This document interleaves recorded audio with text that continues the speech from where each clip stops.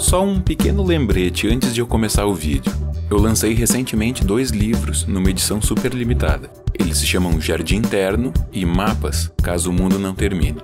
Se você estiver assistindo esse vídeo perto da época do lançamento, certamente ainda tem cópias físicas disponíveis. E os livros digitais estão sempre disponíveis. Se você tiver interesse e quiser mais informação, escreve para contatodoantídoto@gmail.com.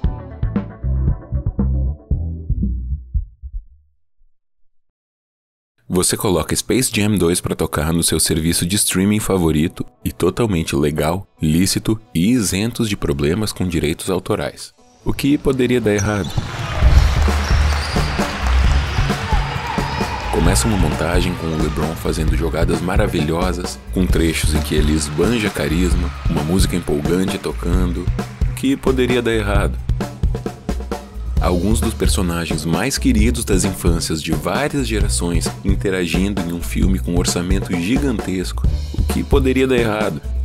Uma história de família, um conflito de gerações em que a gente lembra que o trabalho não é tudo, que a gente não é uma maquininha de trabalhar e que a gente precisa separar um tempo para a diversão.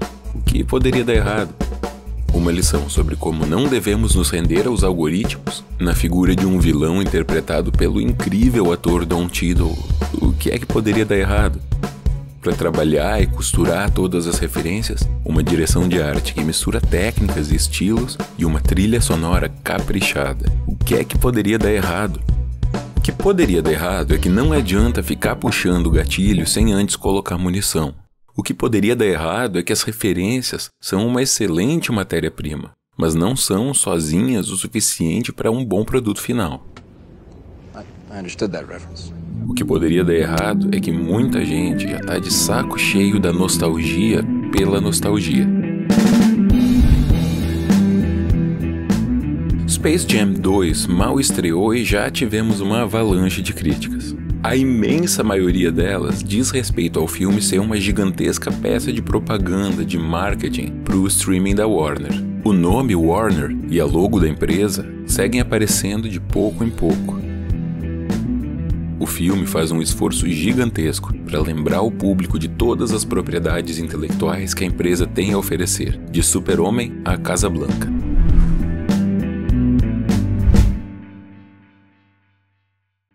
Ok, é uma grande peça de marketing e propaganda. Mas será que esse é motivo suficiente para que uma obra não tenha valor? Eu acho que ninguém em sã consciência vai dizer que o teto da Capela Sistina, pintado pelo Michelangelo, é uma obra de arte ruim, que não tem valor artístico. E, bom, dadas as devidas proporções, ele também é uma peça ambiciosa de propaganda, que investe muitos recursos contratando uma grande estrela para lembrar o público de todo o grande elenco e as grandes histórias da Igreja Católica. É bom lembrar, a pintura foi paga pela igreja e feita no teto de uma capela.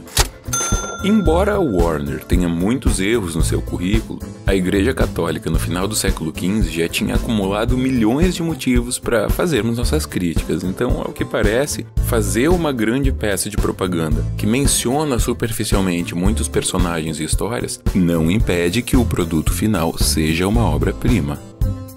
Outra crítica bastante comum a Space Jam 2 é a de que falta originalidade. E, de fato, falta originalidade. O filme não traz nada de novo, pelo menos nada muito interessante. E, com certeza, é uma virtude para um filme ser original. Ainda assim, trazer novidades está longe de ser o único critério para se avaliar uma obra de arte. Se fosse, a gente poderia jogar no lixo 90% da arquitetura neoclássica, ou do blues, ou do samba.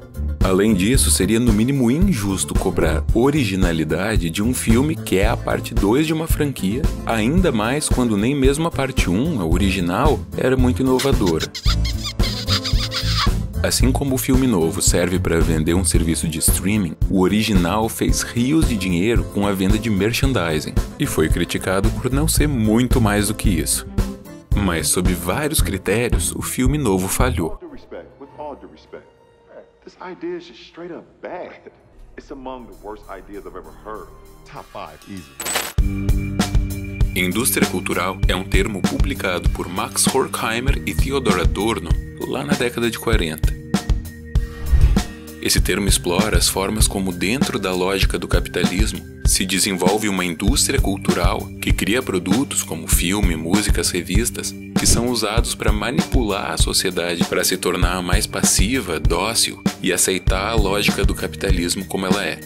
Débora Cristina Antunes, professora da Universidade Federal do ABC, é uma das autoras que busca atualizar o conceito de indústria cultural, demonstrando como, na era do Big Data, existem novas formas de manipulação e que a ideia de que a cultura digital é essencialmente mais livre não cabe em uma época em que a vigilância e a manipulação por meio do Big Data são muito mais eficazes do que eram na indústria cultural descrita por Adorno. Mas voltando ao Space Jam 2, é importante lembrar que, antes de tudo, ele é uma peça de entretenimento de uma indústria cultural que tenta agradar o consumidor.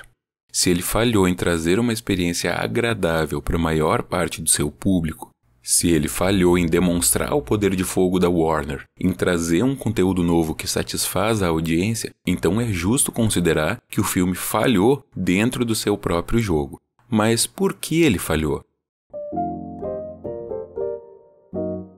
Eu acredito que ele falhou porque não conseguiu incorporar aquilo que as suas referências têm de especial. Quase todas as propriedades intelectuais mais populares do final do século passado têm sido repaginadas para as telas no século XXI. Os resultados vão do fiasco até adaptações muito mais ricas do que a fonte. No cinema, a imensa maioria dos filmes de sucesso das últimas décadas é uma adaptação de outra mídia, como quadrinhos ou livros, ou sequência de uma franquia, ou as duas coisas. São raríssimos os exemplos de longas-metragens populares que não se baseiam em referências. Então fica claro que existem diversas formas de usar essas referências. Em 1882, quando Tchaikovsky estreia a abertura para 1812, ele também estava fazendo uma peça de propaganda. O governo do czar queria uma obra para comemorar o aniversário da vitória dos russos sobre Napoleão, que aconteceu em 1812. E Tchaikovsky englobou nessa obra canhões, o hino da Rússia, a Marselhesa, como referências que ajudavam a música a contar uma história sem usar palavras. Ela usava referências como uma forma de criar algo original. Em 2004, Lenine lançou Todas Elas Juntas Num Só Ser. Era uma canção de amor que referenciava dezenas de musas de artistas. O simples fato de ver tantas referências juntas em uma só música já era por si só algo impressionante. Já havia muitas canções cuja letra se baseava em referências, mas Lenine hipertrofia essa prática e nesse exagero é que está a graça da coisa. Hoje, é claro, grande parte dos rappers não passa meia dúzia de versos sem fazer referências diversas, e a canção de Lenine já não soa mais tão especial assim. O rap, por sinal, é um gênero que tem nas referências, sejam elas verbais ou musicais, grande parte da sua história. O uso de samples, pedacinhos de outras músicas, para compor canções originais é parte da medula do rap desde a sua origem. O fato é que se você colar um sem número de referências, sem uma história sólida para amarrá-las, sem criatividade, sem inovação, sem um humor bem estruturado, no fim das contas o que você tem é só isso, um monte de referências. O que faz dos personagens que ilustram Space Jam especiais não é simplesmente a aparência, o nome e os trejeitos. Um ótimo exemplo é a cena em que o mundo de Harry Potter aparece. Ela dura poucos segundos. O desenvolvimento dos personagens, as relações entre eles, a criatividade com que o mundo foi estruturado, todas as virtudes que fazem os fãs da franquia amarem essas obras, não tem vez aqui. Eles mencionam o nome, dão um breve vislumbre da sua estética que não traz nada à trama, o LeBron fica feliz em ser um lufa-lufa e o Pernalonga o chama de nerd. E é isso. Um rápido amontoado de clichês que provavelmente foi encomendado por executivos para reforçar a ideia de que o mundo de Harry Potter pertence ao Warner, acrescentando ao filme uma piada sem graça, um aceno para os fãs da obra da nossa problemática J.K. Rowling e nada mais. Essa é uma forma barata e sem inventividade de se usar a nostalgia. A pessoa gosta desses personagens, tem carinho por esses personagens, e o filme simplesmente mostra os personagens, mas não constrói nada, não oferece nada junto com isso. Ele simplesmente se aproveita das relações que você já construiu com esses personagens e também da sensação de ver uma referência e entender ela. Para muita gente, é uma sensação agradável você se sentir culto ou então se sentir por dentro da piada interna. Svetlana Boym, professora de Harvard e estudiosa da nostalgia, a define como um desejo por um lar que não existe mais ou nunca existiu. Nostalgia é um sentimento de perda e deslocamento, mas é também uma fascinação com a própria fantasia. Aliás, a fantasia é um elemento muito importante da nostalgia. O próprio termo, que vem do grego, nostos significa voltar para casa e algia significa anseio. Ele pode passar a ideia de que essa é uma expressão que vem lá da Grécia, mas não vem. Nostalgia é apenas falsamente grega ou nostalgicamente grega. Ela foi forjada em uma tese de medicina por Johannes Hofer em 1688. Ao contrário do que pode parecer, nostalgia veio da medicina, não da poesia ou da política.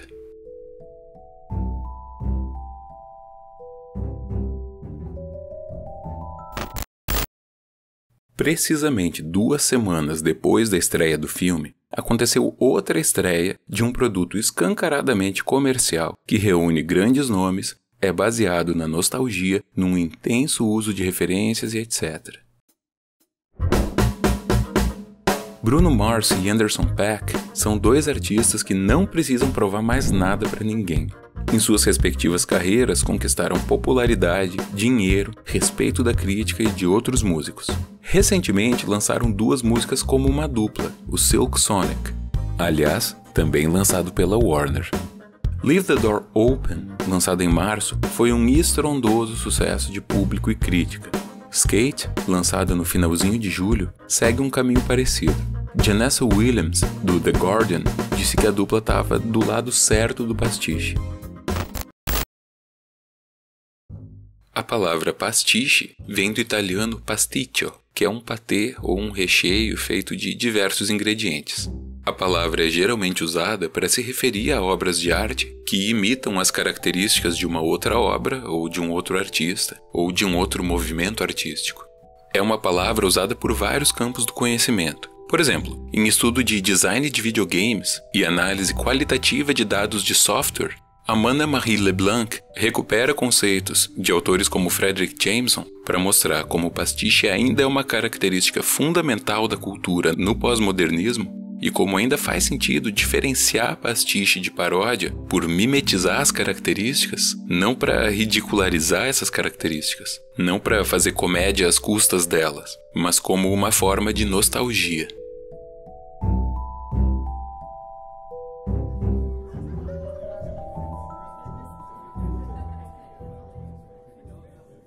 De fato, o trabalho conjunto de Mars e Paak é recheado de referências à soul music dos anos 70. Ele parece existir em um espaço entre Barry White, Marvin Gaye e Stevie Wonder. Todos os principais ingredientes das canções da dupla estão ali.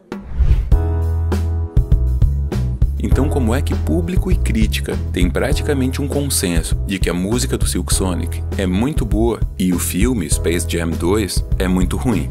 Embora superficialmente o método possa ser mais ou menos parecido, se a gente analisar com um pouco mais de cuidado as obras que nos são apresentadas, em que se pese a forma como são representadas as mulheres no vídeo do Silk Sonic, que parece no mínimo inadequada em pleno 2021, e a letra de Skate, que por vezes passa perigosamente perto do El-Chan, por trás disso, a música tem ritmos, harmonias, melodias e texturas que de fato entendem com profundidade o que os mestres dos anos 70 tinham a oferecer. Muito mais do que citar os seus nomes, os seus versos ou trechos de suas músicas, o que eles fazem aqui é entender e reproduzir de forma sofisticada o que aquelas músicas tinham de tão especial. Quais são as virtudes que faziam as músicas que eles têm como referência serem tão amadas. Não tem nada de muito novo na cultura da nostalgia. Desde que existe a indústria cultural, existem músicas e filmes que exploram as memórias dos velhos tempos como uma fórmula de sucesso.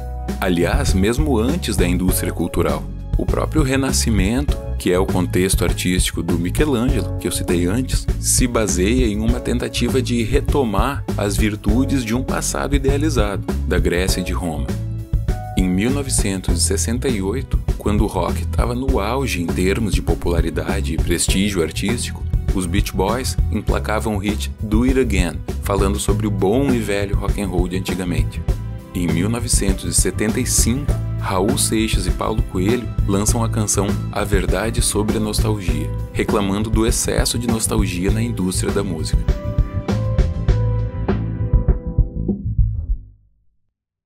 Maica Castellano e Melina May Marides dizem no artigo Produção Televisiva e Instrumentalização da Nostalgia, o caso Netflix, que é notável nos últimos anos uma popularização de remakes, reboots, revivals e releituras de produtos televisivos na tentativa de fisgar espectadores em um contexto de intensa competição. Elas demonstram também como a Netflix tem se apropriado desse sentimento como uma de suas principais estratégias de posicionamento mercadológico.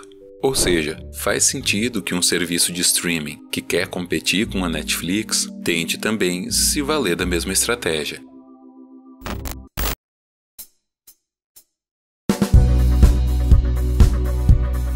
É possível que nós nunca tenhamos vivido um período em que tantas obras se baseiam em referências e na nostalgia. E também é possível que nós nunca vamos viver um momento em que o pastiche nostálgico da arte do passado não seja uma fatia importante da vida cultural. Mas mesmo a ideia de que hoje em dia é tudo cópia, antigamente as coisas eram originais, também é uma forma de fantasia e também é uma ilusão. A nostalgia não é heroína e nem vilã, ela é mais uma forma de se fazer arte. O problema fundamental de Space Jam 2 não é simplesmente usar a nostalgia, é usá-la de uma forma superficial e pobre como um fim em si. A virtude redentora de skate é entender as suas referências com profundidade e usá-las para reproduzir e recontextualizar as virtudes dessas fontes de onde eles bebem.